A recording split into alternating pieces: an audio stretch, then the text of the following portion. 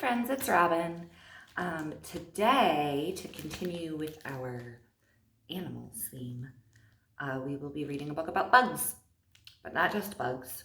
We are reading a book about the Bug Girl. This is a true story. It is about a girl named Sophia Spencer, who is a real girl, and she wrote it herself. She's the author. So I'm so excited.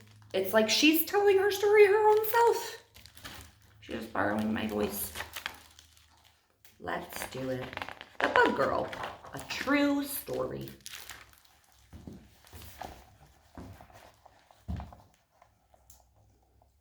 The first time I made friends with a bug, I was 2.5 years old. My mom took me to a butterfly conservatory, which is like a zoo for butterflies. As soon as we got there, a butterfly perched on my shoulder. It flitted into my hand and onto my foot and my elbow and my head, even my nose. It stayed with me the whole time we were there.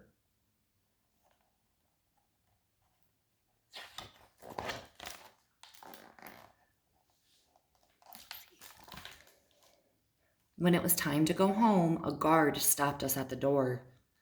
"I'm sorry, miss, the butterfly has to stay here," he told me.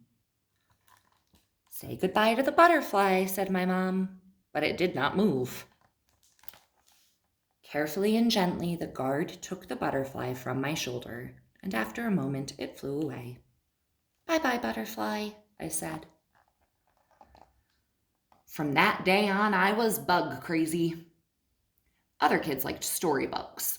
I liked bug books. Other kids watched cat videos. I watched bug videos. Over and over and over.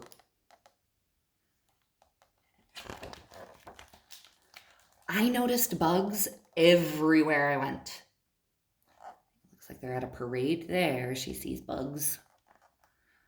And on the swings, everywhere.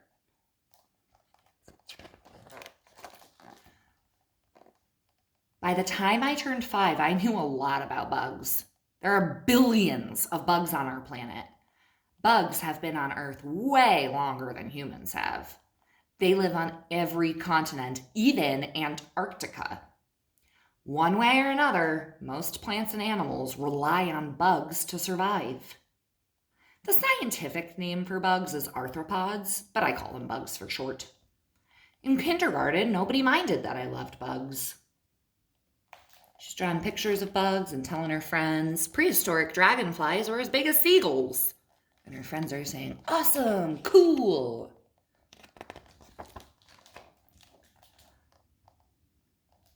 When the other kids in my class started a karaoke club, I started a bug hunter club.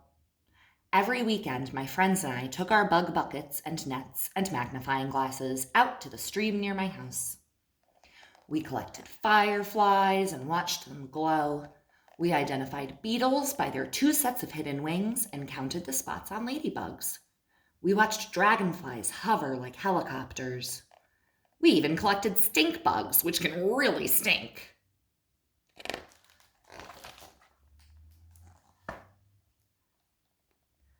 I took the bugs home to study them. Mostly I had to keep them out on the porch so they wouldn't escape and crawl around the house. It's just Mom and me, so we share chores. Mom has a lot of rules. Make your bed, pick up your clothes, keep your room neat. No ants in the house, unless they're in an ant farm. I have just one rule. All bugs must live. If there's a mosquito buzzing, I snatch it up in a napkin and let it go. We don't have a fly swatter, we have a fly net. One night, my mom saw a water bug, a giant flying roach, in the middle of the living room. She knew the bug rule was important to me, so she didn't kill it. She put a net over it and waited for me to find it in the morning. But when I lifted up the net, it was gone. When I got to 1st grade, everything changed. Nobody wanted to hear about bugs. Nobody thought bug facts were cool. At first, I didn't mind. Then I brought a grasshopper to school. I thought the kids would be so amazed by the grasshopper that they'd want to know all about it. But they didn't.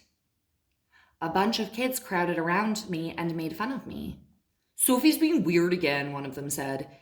"Ew, gross, get rid of it," said another. They knocked that beautiful grasshopper off my shoulder and stomped on it till it was dead.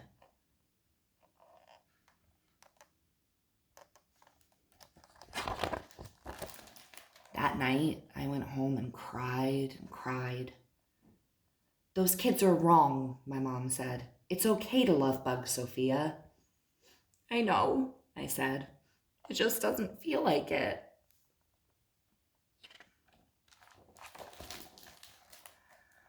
I had to go back to school, but I didn't bring a bug with me ever again. That didn't stop the kids from making fun of me. The kids are saying, "I don't want to be friends with a bug lover. Why doesn't she like regular things? She's so strange." About halfway through first grade, I took a break from bugs.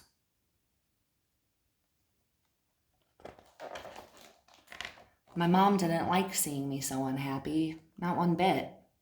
She knew I needed to find other people who loved bugs as much as I did. She wrote an email to a group of entomologists asking for one of them to be my bug pal. She wanted me to hear from an expert that it was not weird or strange to love bugs and insects. "Maybe somebody will write back," said my mom. "Maybe," I said. "Or at least call." We thought those scientists would be too busy to respond. But 3 days later, my mom got an email. She opened it. "It's from a bug scientist named Morgan Jackson," she said. "He wants to put my letter online so that other entomologists can read about you, okay?" "Okay," I said. Morgan Jackson posted my mom's letter, and he asked other bug scientists all around the world to let me know if they had any advice for a girl who loves bugs. 2 days after that, messages and posts and videos poured in.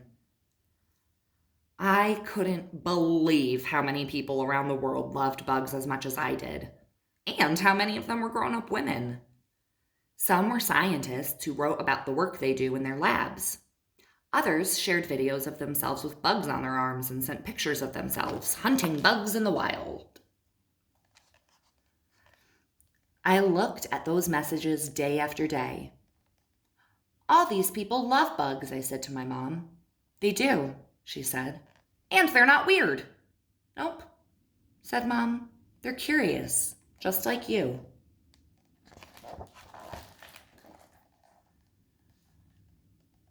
Newspaper reporters read my story online and started calling my mom to find out more. The reporters asked to interview me, and I talked to them on the phone.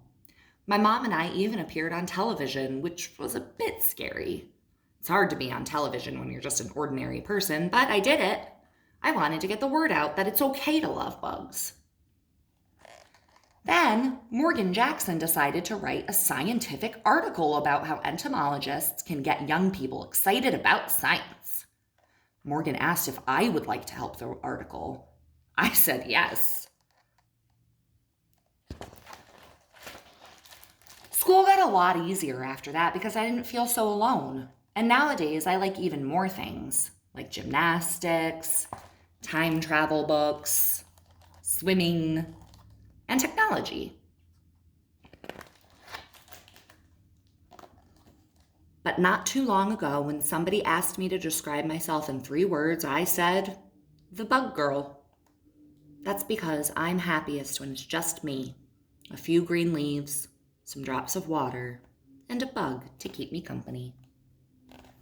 The end. I really enjoyed that one, guys. I hope you liked it too. Lots of fun stuff to talk about in there. One, of course, bugs.